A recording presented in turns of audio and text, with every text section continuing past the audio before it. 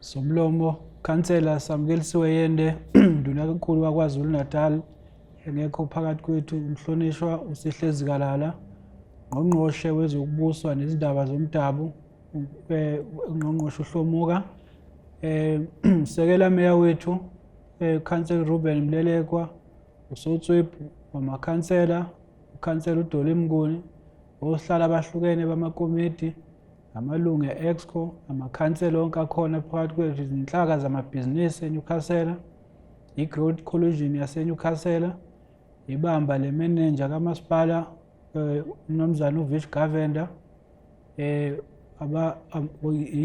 inhloko zeminyango yonke ngokuhlukahlukana kwazo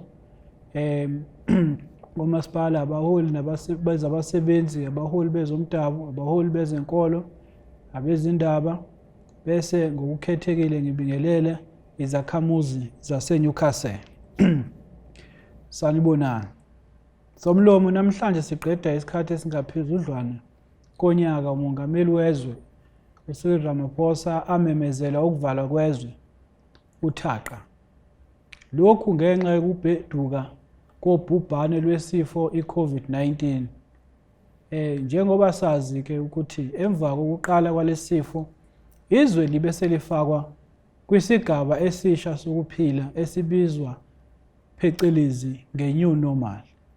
Sikhuluma nje inqwaba yabantu ihaqwe yilesifo abanye bagcine ngokuyokwendela kwelamathongo. Somlomo ngaphambi kokuthi ngethule uhlahlomali lwalonyaka wezimali nonyaka ozayo ngicela nomzuzu wokuthula sikhumbule esebedlulile emhlabeni ngenxa yokuhaqwa ubhubhane lwe-COVID-19. Sigebisa amakhanda.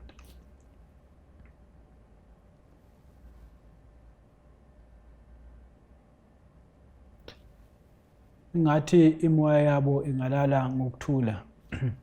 Somlomo sibonile ilesifo sibhuqabhuqa abantu ngendlela ethusayo nengakaze ibonakala ezweni. Kodwa ngokuqala kohlelo lokugomela lesifo sinethemba elikhulu ukuthi ngelinye ilanga sizophila emhlabeni ongenalo leli gciwane. Somlomo ngiswela amazwi ukuchaza usizi lwesifo esifike nalo kubantu kanye nakwezomnotho. Kugcine sekubonakala Somlomo umnotho wethu ukhula ngokutotoba okukhulu, izinga lokukhula kwawo libe phansi ngenxa yesimo ebesibhekene naso. Sishintshe usikompilo lwethu ngendlela engakholakali, sishintshe usikompilo lwethu ngendlela engakholakali neyesabekayo. Simi lapha namhlanje ukuzwelana kanye nokulila nalabo abathe balahlekelwa abathandiweyo babo thina njengohulumeni wabantu onakekelayo. Asihlalanga phansi sagoqa izandla ngenxa yezinselelo ezifike nalesi sifo. Kuyimanje uhulumeni usebenza ukuzikhandla ukuvusa umnotho. Siyaqhubeka nokuhlela nokuheha abatshali bezimali ekutheni babone iNewcastle njengendawo abangatshala kuyo izimali. Siyaqhubeka nokwenza ngcono izimpilo zabantu ekutheni baphile impilo enesithunzi njengoba umthethosisekelo wezwe usho kanjalo. Kuyimanje lo masipala oholwa uKhongolose uyaqhubeka nokuletha izidingo kubantu ngale kwezithiyo kahle kusuka ngonyaka ondlule njengoba lesifo siqalile ukuketula umnotho. Thina siwumasipala sizeshaya isifuba ngokuthi kuletha kwezidingo akaze kume kulesi sikhathi. Lo masipala oholwa uKhongolose ngasho ngesibindi ukuthi izidingo zomphakathi zifinyelela kuwo wonke umuntu oyisakhamuzi saseNewcastle. Lokhu sikwenza ngale kokubheka ibala ubuhlanga ubulili nokuthi umuntu ukuliphi iqembu lezombusazwe ngoba sazi ukuthi umgomo wethu ukwakha izwe elibumbene elingacwasi ngokobulili nangokubuhlanga. Yingakho senze isiqiniseko ukuthi asiqhubeke sisebenze ngaleyo ndlela. Umasipala oholwa uKhongolose uzinikele ngokungenasilinganiso ekulweni nenkohlakalo abasebenzi bakahulumeni abadonsa izinyawo komasipala. Ngonyaka ondlule sicele izakhamuzi ukuthi zize ziwuhlabe ziwulawule makukhona lapho ziyogela khona iphunga lenkohlakalo. Lokhu abantu bangakwenza bangakwenza ngokusebenzisa izinhlaka zomthetho ezifana namaphoyisa kanye nogebe. Sifuna babike inkohlakalo ngokungananazi nakuba kuthiwa yenziwa ubani, kufaka nezisebenzi zomkhandlu kanye nosomabhizinisi abasebenzisana nomasipala. Asifuneki ukhetha bala lamuntu. Sikhuluma nje kunamacala aphambi kwenkantolo lapho umasipala avulele khona abanye kade sebeyitamuzela nje ekutheni emalini yabakhokhi bentela. Kusenjalo umasipala usukwazile ukubamba abasebenzi abasolwa ngokuququda izigidi zamarandi kulo mkhandlu. Kumanje silandela imigudu yezomthetho efanele. Lolu daba nje luseyithebenze enkantolo njengamanje ukuthi kukwazi ukuthi imali kahulumeni ingahambi nje yehle ngomlenze kungenzeki lutho. Ngalokho umasipala ube usukhomba indlela izikhulu zawo ezimbili ezisolwa ngenkohlakalo. Lokhu kuyinkomba egcwele ukuthi umasipala kuyizinkomba ezigcwele ukuthi umasipala unamacebo aseqophelweni eliphezulu ekulweni enenkohlakalo. Lingawa liqoshwe izinkukhu, umasipala usoze wavumela ukuba lo mkhandlu uphenduke uMagida Sibhekane kwamachanca lapho impunzi khona idle emini. Kuyenzeka kwesinye isikhathi kube nabamelana nemizamo yethu yokulwa nenkohlakalo. Kodwa-ke asikathandabuzi ukunqanda labo abavukela ubulungiswa. Lokhu sikwenza uqinisekisa ukuthi izimali zikamasipala nabakhokhi bentela zisebenza ngendlela efanele, ayigcini sezehla ngemlenze yabathize. Mhla sithatha izintambo kwezehhovisi likamasipala kwakuvele kuyinhloso yethu ukushintsha isimo sezimali kulo mkhandlu. Saphinde sabheka isimo samabhuku ezimali, ingqalasizinda yokusebenza yokusebenza kanye nokusebenza kukandaba zabantu kulo masipala, futhi kwakuseqhulwini ukukhokha isikweletu sikagesi ebesikade sibhekene naso ebesingaphezulu kweyigidi zamakhulu amabili ebesikade kwamarandi ebesiyikweleta u-Eskom. Njengamanje nje ngingaqiniseka ukuthi sesikhokhile ngaphezulu kweyigidi engamashumi 50. Kumanje izincwadi zikamasipala nje nazo zikhomba ukuthi abantu abakweleta lo mkhandlu imali engaphezulu kuka 1.7 billion wamarandi. Nje kumanje umasipala usezinhlelweni zokuqoqa zonke izikweletu ngendlela engeke iyathunaza isithunzi sabantu bakithi. Ngonyaka ophelile kuyinyanga kaSeptemba, lo masipala wehlise uhlahlomali lawo ngezigidi ezingaphezulu kwamakhulu amane 400 million wamarandi.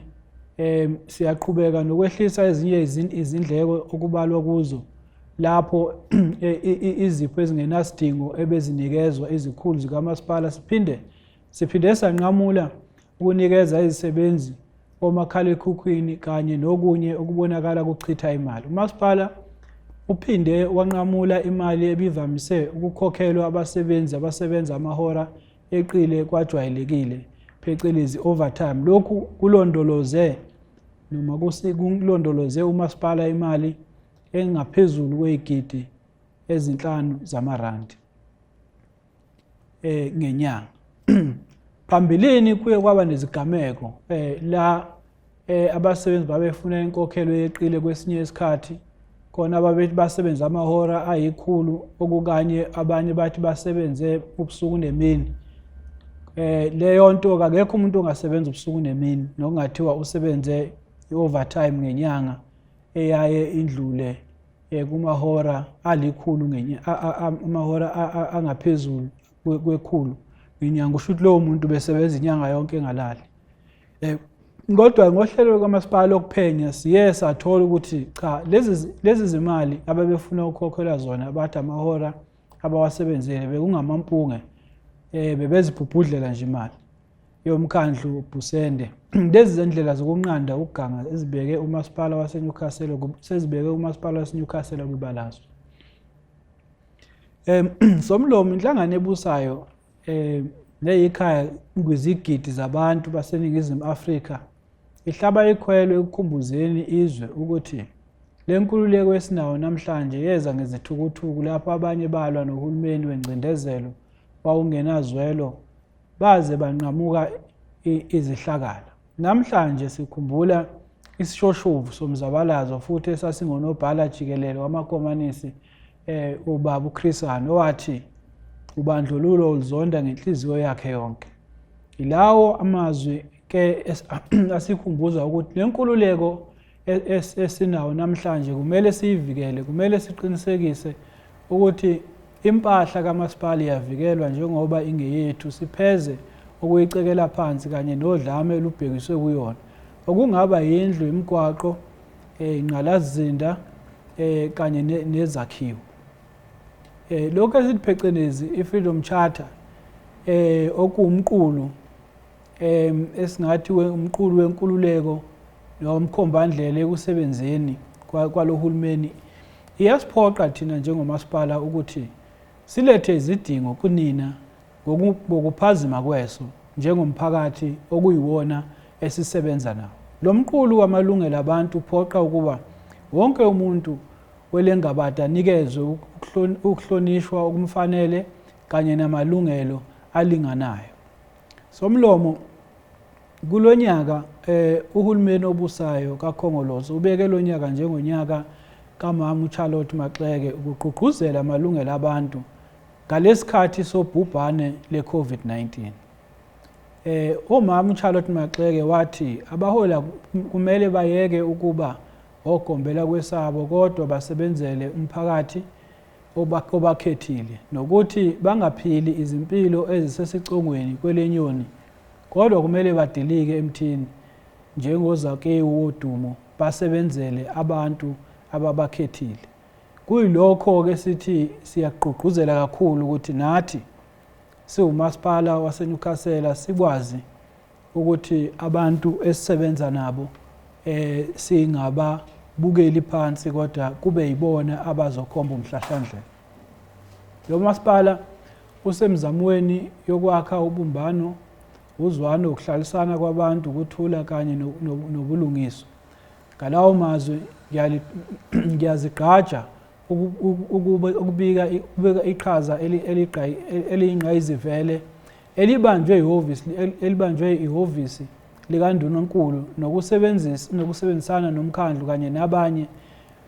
Lokhu sikusho emva kwemizamo enqala yenzekile lapho uzwano, ubumbano nokuthula phakathi kwabanini maplaza abahlala emaplazini abasebenza khona.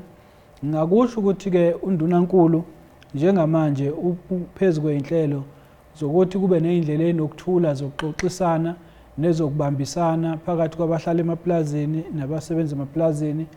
Lokhu-ke kusiza ngoba kuzokwenza ukuthi kube nozinzo nalabo abayizinswelaboya abangafuni ukusebenzisa ukungazwani kwabanini bamaplaza abahlala emaplazini kanye nabasebenza emaplazini ukuthi kugcine sekuba nobugebengu. Uhulumeni wezindawo uyisiqalo futhi uyinqola yokuphuthumisa ukulethwa kwezidingo kubantu. Inhloso ukwakha impilo enesithunzi nokufundisa abantu bakwazi ukuthi bazimele bangalokhu ngaso sonke isikhathi babheka kuhulumeni kodwa kube nendlela yokuthi impilo yabo iqhubeke iye phambili.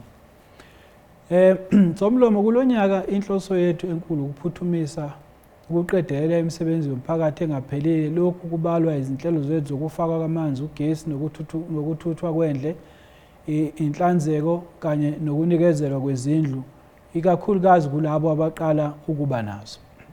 Lo masipala Somlomo uhlose unikezela ngezidingo ikakhulukazi kulabo abephucwe amalungelo. Uhlelo lwethu lwezindlu luqhubekayo endaweni yase-39 N11 eCharlestown esiyahlala eHospital Street ko-JBC Blaaubosch osizweni luyinkomba zokubuyisela isithunzi kubantu bakithi. Siyaqinisekisa ukuthi siguqula umlando kahulumeni wobandlululo awuphethe abantu bohlanga oluthize njengabantukazana. Izakhamuzi zaseNewcastle ngivumeleni nginithulele inqophamlando yezinhlelo umasipala onazo kusuka ngonyaka ondlule wezimali ukuthi ngempela sesihamba ibanga elingakanani sesenzeni. Lokhu ke sikusho ngokuyigqaja okukhulu ngoba inhloso yethu enkulu ukuthi sikwazi ukusebenza sibe izisebenzi zomphakathi. Lo masipala uye wanikezelwa imvumo yokuthi wakhe izindlu ezibalelwa ku-560 ezinenani lika-4 billion.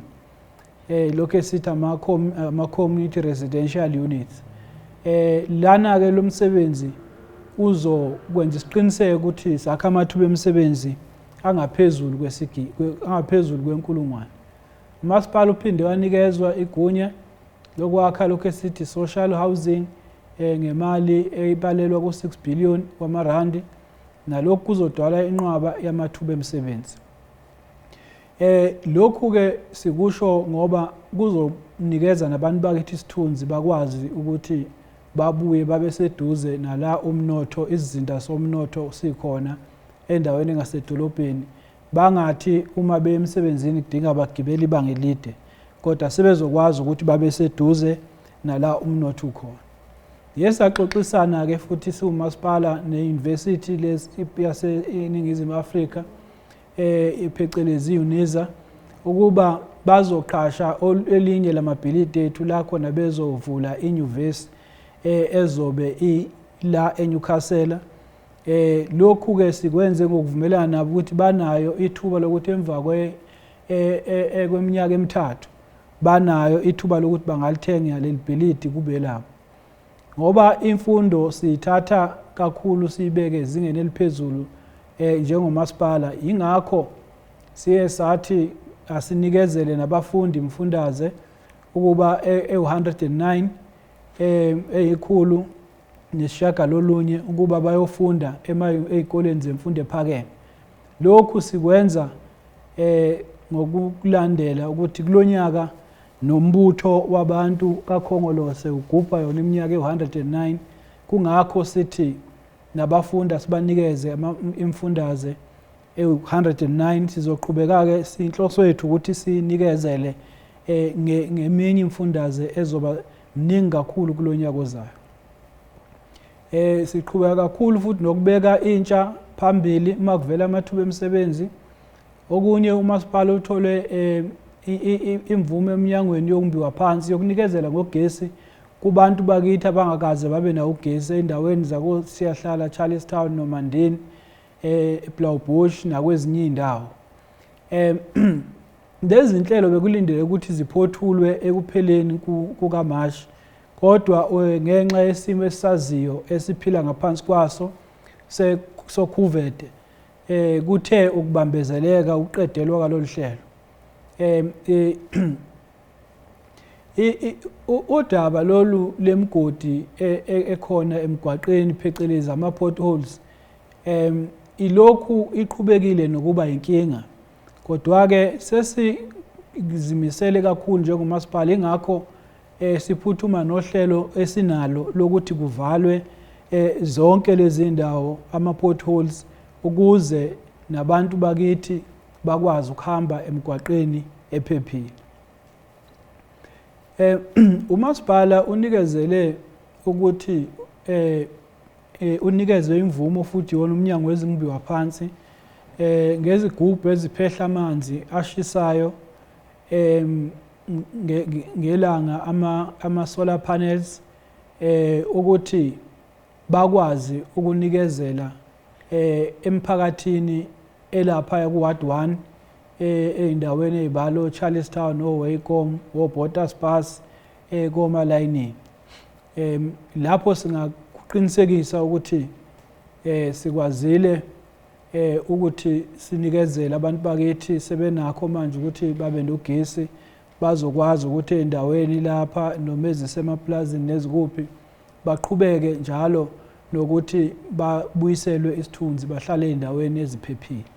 Lo nyaka sivuselele uhlelo lwethu olwaziwa nge-One Ward, One Project okuyisibophezelo sikamasipala ukuthi iwodi newodi lithole intuthuko esheshayo. Ukulethwa kwezidingo kumele kuzwakale futhi kubonakale ngamehlo kusuka osizweni Blaaubosch, Mndozo, Theku Plaza, Ivory Hill, Matateni, Skenshoogte, Charlestown, Nomandeni eNgogo naseNewcastle namaphethelo kusukela kwisigceme sokuqala kuze kuyoshaya kwisigceme si-34 Ward 34. Kuyo manje sesifake amanzi kanye nohlelo lokuthuthwa kwemfucuza kwemizi engaphezulu kwey'nkulungwane ezingama-50. Imizi emisha ecela emakhulwini amathathu izobe isinogesi ngomhla ka-30 June kulo nyaka. Sizophinde sifake izindlu ezingaphezulu ezintsha kwama-200 uma kuyoshaya uJune kulo nyaka. Izindlu zangasese ezingaphezu kwama-300 esezifakiwe kule miphakathi. Imigwaqo ebanganiselwa ebangeni elingu 3.4 wamakhilomitha isilungisiwe eNewcastle. Saphinde safaka izithiyo zesivinini phecelezi ama-speed humps azobe sefakiwe nawo mase kuyophela inyanga lekaJune kulo nyaka esiphezulu kwawo. Kuzophinde kulungiswe umgwaqo ongaphandle komtholampilo waseMndozo ngoba bekunesikhala esikhulu ukuthi uma kusehlobo abantu bayasokola ukuyongena lapha bathola usizo lezokulashwa. Kuphindwe neminye imigwaqo eminingi ezobe ilungiswa kosizweni Matateni, Blaaubosch nezinye indawo ezakhele iNewcastle. Umasipala uphezulu ukuqedela ukufaka kwamapayipi amanzi endaweni yaseSoul City, ukuqedwa komgaqo oseMadadeni nokuqedelwa kwehhovisi labasebenzi bakamasipala abasophikweni lokuqoqa intela eMadadeni. Sekuzothi-ke lapha abantu bakithi ngeke basaba nesidingo sokuthi basuke lapha emakhaya kubo eMadadeni naseduze kwey'ndawo ezakhele eMadadeni. Asisekho isidingo ukuthi bangaya edolobheni ukuyokhokhela iy'dingo noma ukuyothenga lezi zinto abafuna ukuyithenga ezithengwa kumasipala. Bazokwazi ukuthi bakwenze konke lokho ey'ndaweni la bahlala kuzo. Umasipala uphinde wanconywa kakhulu ngohlelo lawo oludidileyiwe okuthiwa i-IDP. Lo masipala usuphinde futhi wanconywa kakhulu inkampani njengoba desishilo ukuthi siqala besinenkinga yokukweleta u-Eskom izigidi ngezigidi zamarandi engaphezu kwama-200. Lapho singaqinisekisa ukuthi no-Eskom ukujabulele kakhulu ukuthi umasipala uyakwazi ukukhokha. Njengamanje sesikwazile ukukhokha imali engaphezu kwey'gidi ey'nhlanu zamarandi futhi-ke saqinisekisa ukuthi iNewcastle iyaqhubeka nokuthi ibe nogesi. Somlomo ngesikhathi kwenziwa uhlahlomali lango-21-2022 siqinisekisile ukuthi konke kwenziwa ngokulandela umthetho obekiwe ukuze kufezwe izidingo zabantu. Uhlahlomali lwethu lilwa kakhulu ekutheni ungabi khona umuzi lapho ikati lilala eziko. Zakhamuzi zaseNewcastle Somlomo ucela ukuthatha leli thuba ngenidlalele uhlahlomali izinhlelo zethu zalonyaka ka-2021-2022. Selulonke uhlahlomali lalonyaka ozayo lumi ku-2.6 billion wamarandi. Lokhu kuhlose ukuthuthukisa izinhlelo zethu ekuletheni izidingo kubantu njengemiqathango ye-IDP okuwumqulu wentuthuko odidiyelwe. Lelo hlahlomali lenzelwe ukubhekana nokukhula konyawo lonwabu lezomnotho, ukubheka nezikweletu esinazo kanye nokuzibophezela ekukhokhelweni kwemali imboleko lapho kade khona ikweletwa umasipala njengakubo Eskom nakumaloni umasipala ewathathile eminyakeni endlule. Lokhu sikwenza ngokucabanga umthwalo obhekene nabakhokhi intela. Izingqinamba zomnotho ziyaqhubeka nokubeka umasipala ngaphansi kwengcindezi eyenza kube nzima ukuqoqa izimali zentela kubantu. Siyakholelwa ekutheni njengoba uthaqa usuqala ukuxega nokukhokhwa kwentela kumasipala kuzoqala kabusha ukuthi sibone umehluko. Siyazi ukuthi ukhuvethe nalo libe nemthelela eminingi ekuthi umnotho ukhule kancane, abanye balahlekelwa amathuba emisebenzi, abanye kwavalwa amabhizinisi abo. Manje siyafisa ukuthi-ke konke lokho sikuthathe kube ingxenye yento esiyicabangayo uma sibeka lolu hlahlomali. Somlomo, lolu hlahlomali luhambisana nokuzimisela kanye nokuzikhandla kukahulumeni ekwesekeni ukulethwa kwezinhlelo zikahulumeni kubantu. Lokhu kufaka nezindlela zokutshala imali nokwandisa ingqalasizinda. Lolu hlahlomali lukamasipala lwenziwe ngendlela eqinisekisa ukuthi umasipala uyazifeza izimfuno zezakhamuzi ngendlela ye-IDP. Umasipala ulandela imigomo enqala kulo hlahlomali lwawo. Phakathi kwakho umasipala uye walandela imiqathango ethize esiyaye sinikezwe lapha ku-National Treasury ebalwa phakathi lolu hlelo. Umasipala uphinde wenza uhlelo lokuqoqa imali yentela, phinde futhi umasipala kubalwa nendlela yokuqoqwa kwezikweletu kubantu.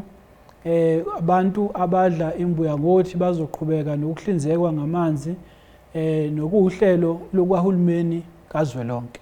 Lolu hlelo lufaka nendlela yokukhokhela izindlu kubantu abahlwempu. Somlomo, ngenxa yezinselo zomnotho ezibhekene nezwe, umasipala ubhekanile nezikhisi ekwabiweni kwalolu hlahlomali. Kodwa okuhlula amadoda kuyabikwa, umasipala ukwazile ukuzinqoba lezi ngqinamba. Kubalwa nezinkinga ezibhekene nezwe nezomnotho, inkinga esibhekene nayo yenziwe i-COVID-19. Lolu bhubhane lube nomthelelo eqoqweni kwemali kamasipala, imali njengemali yentela, ngenxa yokuthi umnotho ugcine usuwehla. Ukukhishwa kwezimali, imali engeke yokulungisa kanye nokugcina impahla kamasipala isesimeni, ke sithi phecelezi ama-grant. Ukwehluleka ukuvala izikhala ngokuthi uqashe abantu, konke lokhu kungenxa yokwentula kwezimali. Ukusetshenziswa kagesi omningi okwedlula imali abantu abawuthenga ngayo nakho kwenze izindleko eziningi zigcine sezithwelwe umasipala. Lezi ngezinye zezithiyo ebezime endleleni ngesikhathi kwabiwa uhlahlomali. Kodwa-ke akulahlwa mbele kungakufelwa, nayizinkinga zidinga ukuthi sizimisele sizinikele ekutheni abantu baseNyukhasela bathole izidingo. Umlomo, uhlahlomali ebesisebenza ngaphansi kwalo nolwenza umasipala aqhubeke nokuletha izidingo kubantu lulindele ukuthi lwenyuke lusuka ku-2.3 billion liya ku-2.5 billion wamarandi kunyaka wezimali ka-2021 no-2022. Lokhu kuzokwenyusa imali kamasipala ngemali engango-114 million wamarandi ngenxa yokunyuka kokukhokhwa kwamanzi kanye nokuthengwa kukagesi. Somlomo, phinde kwancishiswa ukusetshenziswa kwemali kwezinye izidingo ngenxa yohlelo lukamasipala lokonga imali, lokhu esithi phecelezi ama-cost containment measures. Lokhu-ke kuyizinkomba zokuthi lo masipala uyibambe ngakho ekunciphiseni ukuthengwa kwezinto ezingenasidingo, kodwa ubeke eqhulwini ukuhlinzeka kwabantu ngezidingo nokuyikho okuthi kulekelela ukushintsha izimpilo zabantu bakithi. Somlomo, emva kokubheka isimo sezimali samanje nokubheka ukubhebhetheka kobhubhane le-COVID-19, umasipala ulokhu uqinisekise njalo izakhamuzi ukuthi izidingo ziyalethwa. Ngalokho, umasipala uzokwenyusa intela ngokuqala kukaJulayi kulo nyaka. So ilinyusa ngale ndlela elandelayo. Ukulethwa kukagesi kuzonyuka ngo-14%. Lokhu kwenziwa-ke ngenxa yemigomo ebekwe noma imithetho ebekwe uhulumeni yokwenyuswa kwamanani kagesi oluphethwe uhlaka elibizwa phecelezi esithi NERSA, okuyiyona elawula ukuthi ugesi unyuka kanjani. Amanzi sizowanyusa ngokulinganayo ngalokho esithi phecelezi inflation eku-3.9%, nathi wanyusa ngo-3.9%. Lokhu-ke ukunyuka kwamanzi kulindele ukuthi kufake imali engu-6.3 million wamarandi ngaphezulu esikhwameni sikamasipala. Imfucuza, imali yokuqoqwa kwemfucuza nayo izonyuka ngayo 3.9% kulo nyaka ka-2021-2022. Lokhu kulindeleke ukuthi kungenise inzuzo engu-2.8 million wamarandi. Ukuhlanza, imali yokuhlanza izindawo ezakhele umasipala izonyuka ngaphezulu ngamaphesenti angu-3.9 kulo nyaka wezimali ka-2021-2022. Intengo noma intela yezindlu ilindeleke lokhu phecelezi ama-rates ilindeleke ukuthi inyuke ngamaphesenti awu-3.9 kulo nyaka wezimali ka-21-2022. Lokhu-ke sikwenze nakho ukwenza isiqiniseko sokuthi imiphakathi yakithi, njengoba sazi ukuthi isimo asisihle, ihlale njalo ivikelekile. Izindleko zokusebenza, lokho esithi phecelezi operational budget kamasipala ihleli ku-2.5 billion wamarandi kulo nyaka ka-2021-2022. Lokhu kuveza ukukhula kwemali yokusebenza kwamasipala ngemali engu-114 million. Imiholo yamakhansela yona kulindeleke ukuthi inyuke ngamaphesenti awu-8. Lokhu kwenziwa nangokulayelwa yinto eyakhishwa ungqongqoshe wohulumeni basekhaya nabezomdabu ukulawula ukuthi amakhansela akhushulelwa kanjani imali. Ukuthenga kukagesi ngobuningi phecelezi ama-bulk purchases kagesi kuzothi kulindele ukuthi kufinyelele ku-588 million. Bese kuthi uhlaka lolu eluphehla amanzi ithukela water bekade kulo nyaka uzonikezwa imali engu-131 million. Bebekade becele imali engu-134 million, kodwa-ke ngenxa yokuthi umasipala usesimeni sezimali esingesihle, siye sagcina sivumelana ukuthi sizobanikeza u-131 million ukuze baqhubeke. Siyazi ukuthi-ke iningi inkohlakalo evundululiwe othukela water, njengoba kunombiko ebukade wenziwa umnyango wohulumeni basekhaya ungqongqoshe ubaba uHlomuka, kuvezile ukuthi iningi inkohlakalo. Leyo mbiko uye wabekwa ngaphambi kwekhansela, kuseyinhlelweni zokuthi-ke kulungiswe leso simo, kuthathelwe nenyathelo labo ababandakanyekayo ekutheni kulimale ukusebenza kwey'mali zikahulumeni. Somlomo, sinenqwaba izinhlelo zokuthuthukisa umphakathi waseNyukhasela kunyaka wemali ka-21-22. Kulo nyaka sitshala ivangeli lokuzinikela ezisebenzini zikahulumeni, njengoba kwakusho isishoshovu samalungelo umama uCharlotte Maxeke ethi yonke into eyenziwa izisebenzi zikahulumeni kumele zibeke abantu eqhulwini, ziyeke ukuba ngogombela kwesaso. Ngalokho nginxusa izakhamuzi zaseNyukhasela ukuba zisebenze nomasipala ukuqhuba izinhlelo zentuthuko. Sihlose ukwakha izindlu zikanokusho ezingama300. Kulezi zindlu kuzoba nogesi, amanzi, kuqoqwe nemfucuza, ngoba sifuna ukuthi abantu bakithi uma sibanikeza izindlu kube izindlu ezinesithunzi. Kungathi abantu bakithi bahlaliswe endaweni ezingenawo amanzi, ezingenawo ugesi. Kuzophinde kuxhunywe ugesi ezindlini ezingu-624. Somlomo kade sibeke eqhulwini izinhlelo zethu zokulungisa imigwaqo. Sekuzoba umlando ukuthola imigwaqo yethu ike yaba nezisele. Nokuyisizathu esikhulu esenze safaka wonke umdlandla wethu ekulungiseni imigwaqo miningi koMatateni, koSizweni, nakhona edolobheni, ey'ndaweni lezi zokuhlala ey'sedolobheni, nakhona edolobheni phakathi lapho sithi khona kuse-CBD. Siyavala kakhulu lokhu esithi ama-potholes ukwenza isiqiniseko ukuthi imiphakathi yakithi imigwaqo yayo iphephile. Ngomkhulu umdlandla nokuzimisela, umasipala uzolungisa izimo zemigwaqo njengalona ongasey'koleni Matateni, Charlestown, nasemtholampilo koMndozo, lena esithi imigwaqo yobhuqu. Simisela ukuyilungisa ibe sezingeni elihle, ngoba kusho ukuthi uma singakabi nayo imali yokufaka itiyela sekuyofanele sime. Le migwaqo-ke ikhona yonke indawo koMatateni, koSizweni, Blaaubosch, koMndozo, ko-Charlestown, yonke lezi ndawo simisela ukuthi siyilungise.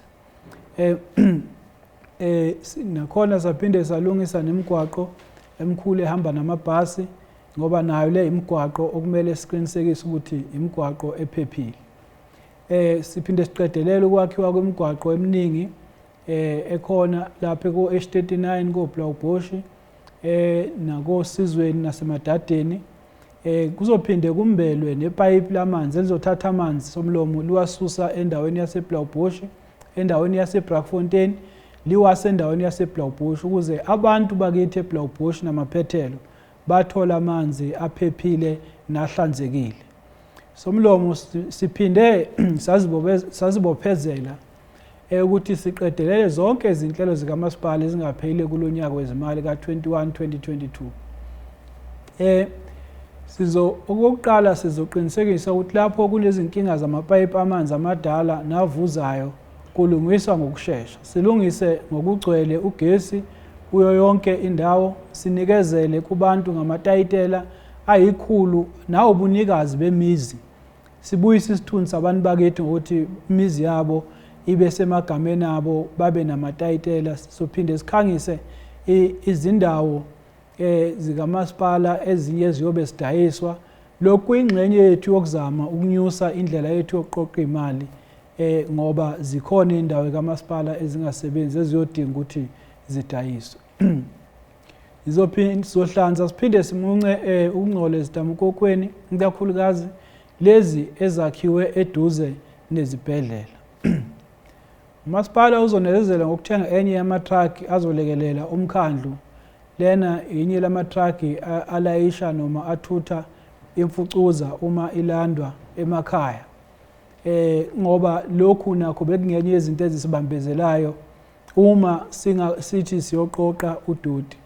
Soya lapha futhi sifaka amapayipi la azodlulisela amanzi endaweni ewadini lapha eward 33 naseward 15 okuyindawo eyisemakhaya.